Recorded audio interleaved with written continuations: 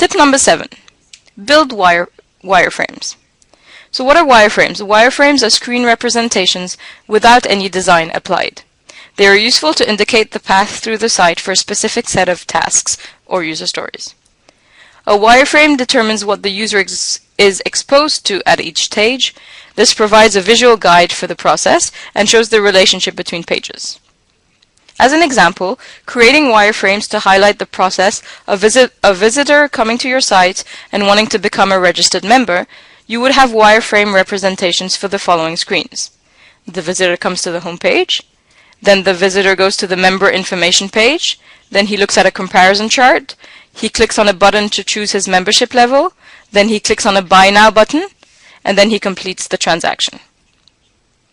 So choose specific areas, processes, or pages to highlight with wireframes, not every single page of your website. And make sure you assign or map user stories to each wireframe. In the example I just mentioned before, the user story would have been, as a visitor, I want to be able to become a registered member of the site. Tip 8. Create your architecture.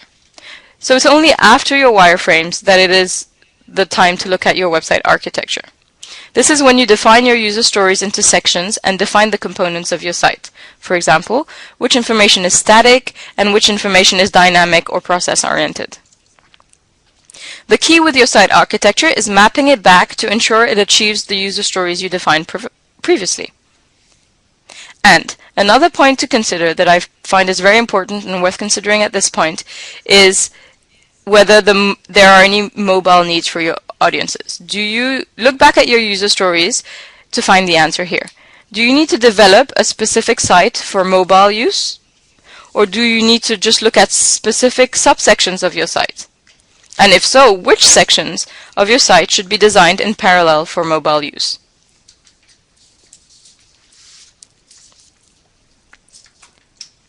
Tip 9.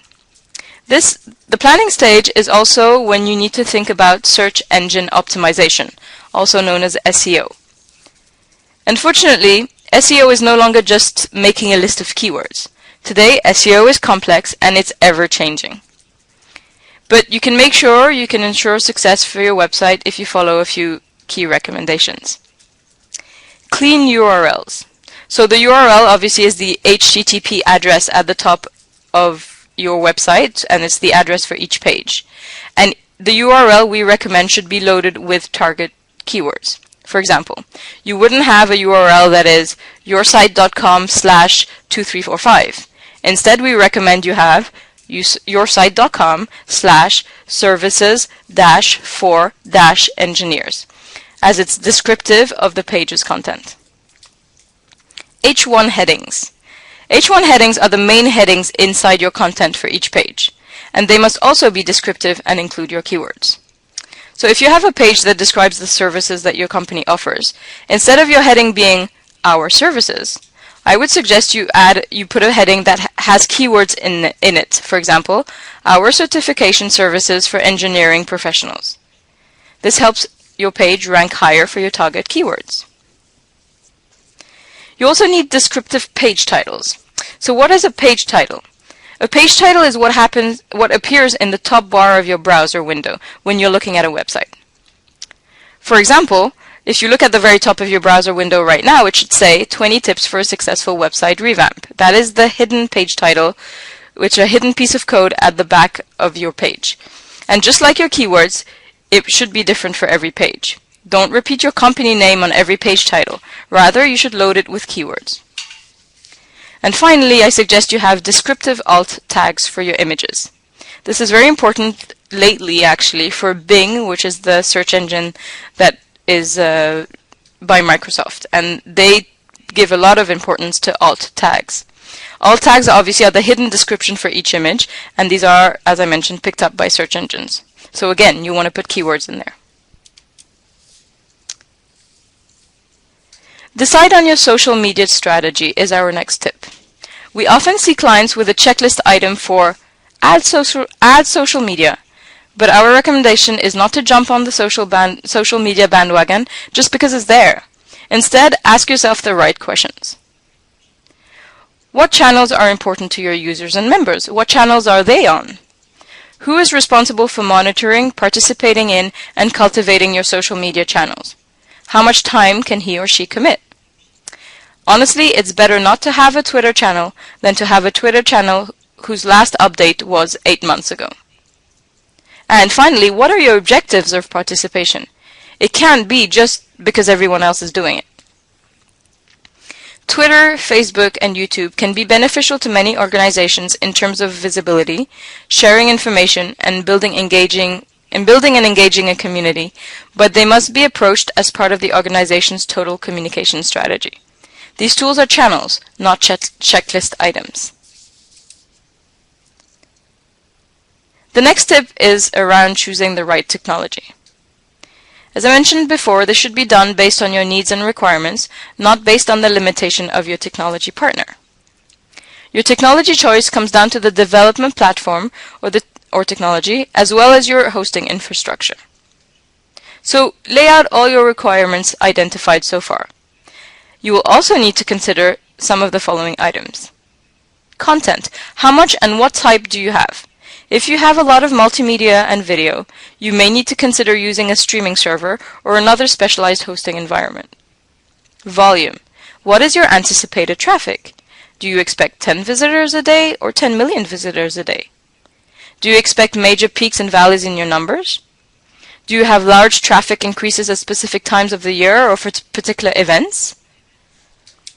Integration needs. What components or technologies does your site need to integrate with or connect with? Is there an e-commerce site it needs to plug into? Do you have a membership database? And look at the technology environment. What expertise do you currently have in-house? Who is responsible for the site's administration and updates? And how much time do they have?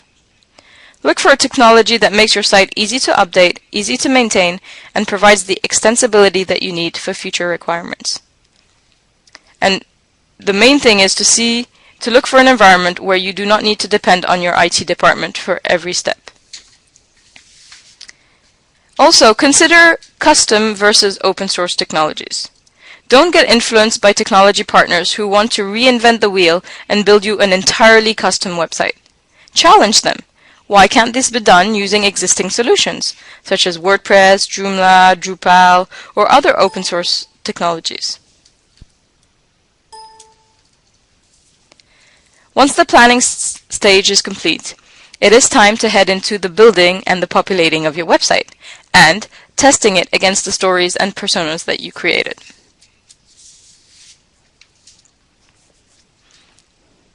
At this stage, you want to avoid surprises, and you want to make sure that you keep your project on track.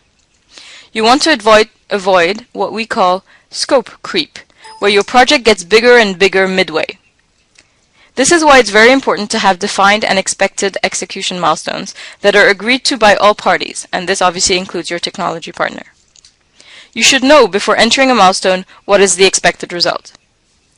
Each milestone should deliver a defined element of the site. For example, a milestone could include implementation of the site architecture, integration of the content and the SEO elements, integration of the interface branding and the design, completion of the mobile sections of your website.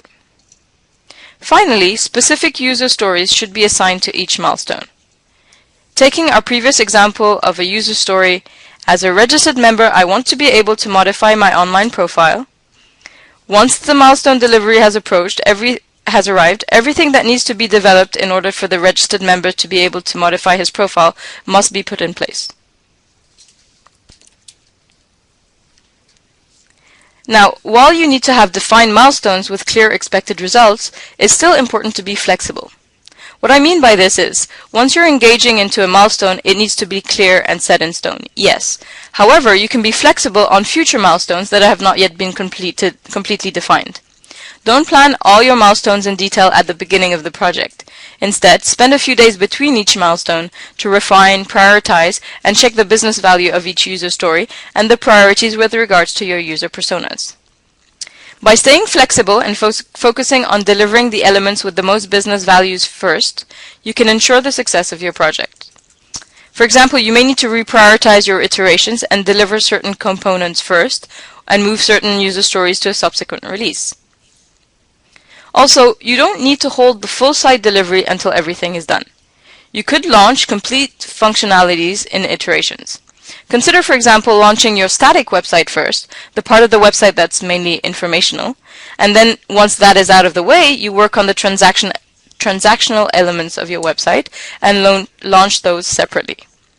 This will ease the mind of your stakeholders as they see progressive results, as opposed to waiting for a release date that keeps getting pushed back.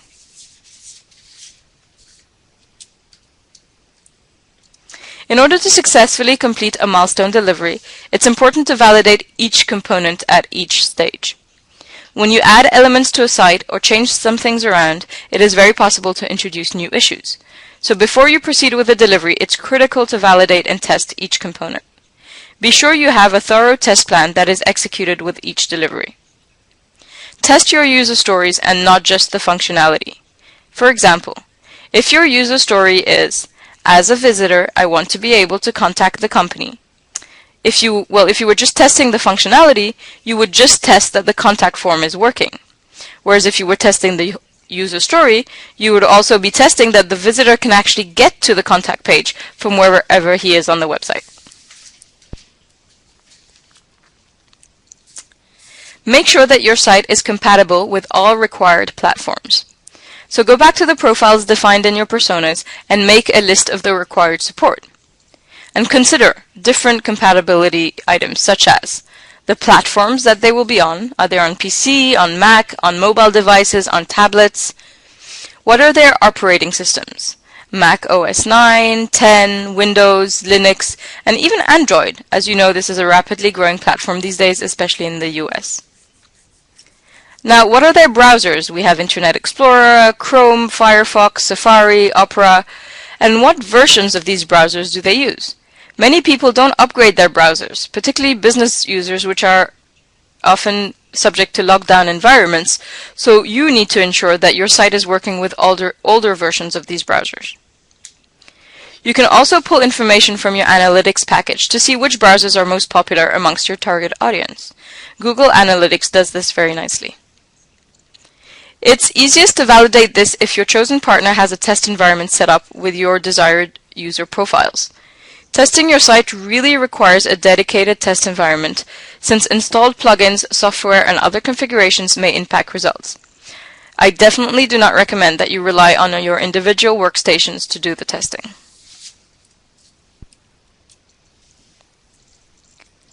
Tip 16. Perform usability testing. So, perform usability tests at the end of each milestone, and again, use your user stories here. Test against each one of them. So, there are 3 types of testing possible, and we recommend that if it's possible, you should try and combine all 3. The first type of testing is heuristic. So, this is where you get a professional review done of the site by an expert, a usability expert. This helps to ensure that in addition to meeting the prescribed objectives, the site also respects user experience design best practices. The other type of testing is empirical testing. So you use empirical data to evaluate your site. You use these aggregated statistics to look at common usage and navigation path and to identify usability pitfalls. Now, this could be done during a beta, for example, where you deploy your website to a test select group of people. Finally, the third type of testing is real-time. So run a usability lab and watch how users navigate through your site. Note how they move their mouse, where their eyes are drawn to, what paths they take to get the information they are looking for. Ideally, your technology partner should be able to help with this type of analysis.